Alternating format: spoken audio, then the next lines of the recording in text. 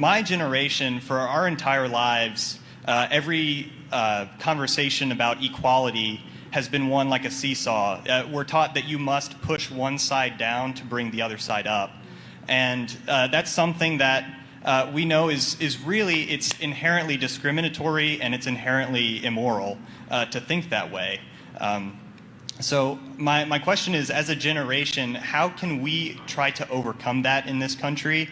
And how can we teach our children and the next generations better?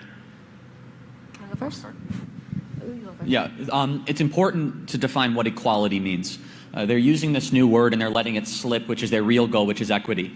There's a difference. So equality under the law is moral and it is essential.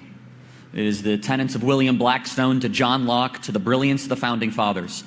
It is the basis behind the Fourth Amendment, the Fifth Amendment, and the Sixth Amendment, and yes, the First Amendment as well, which is that you have a right to be free, you have a right to be assumed innocent until the state can prove otherwise against you, which is the rule of law that we take for granted in our country. And equality under the law is essential and moral. And there's a second type of equality, equality of opportunity. It is admirable. We should strive towards this. This is why Candace and I are advocates of school choice. We're advocates of rebuilding the American family, of increasing literacy. We're never going to quite get to equality of opportunity, but we can get close and we can make attempts towards it. Then there's the third type of equality, which shouldn't even be called equality. It's really equity, or equity of outcome, which is to take from one group to another and to blame discrimination for that disparity. That is evil and it must be opposed at all costs. If I gave $100 to every single person in this room and you came back, some people would go buy some stock on Robinhood, other people would go out and have a nice time at the bar, and other people would just lose the money. When you have liberty, outcomes will be different. It's a hard thing to say, but people will be rewarded for good choices and they'll be penalized for bad choices. That's the price of liberty.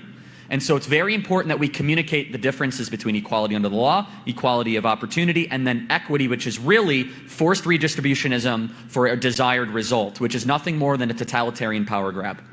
Right, and I'll just add to that that one of the underlining more sinister motives that the left is really after, and the institutions are after, and the professors are after, is this idea of collectivizing, right? And to teach you that there's no differences between you and the person next to you, because you guys should all end up the same, and everyone should start the same, end up the same, and that couldn't be further from the truth. And remove race from the equation. Do you, or include race? Do you think that LeBron James and I had the same advantages in life on the basketball court?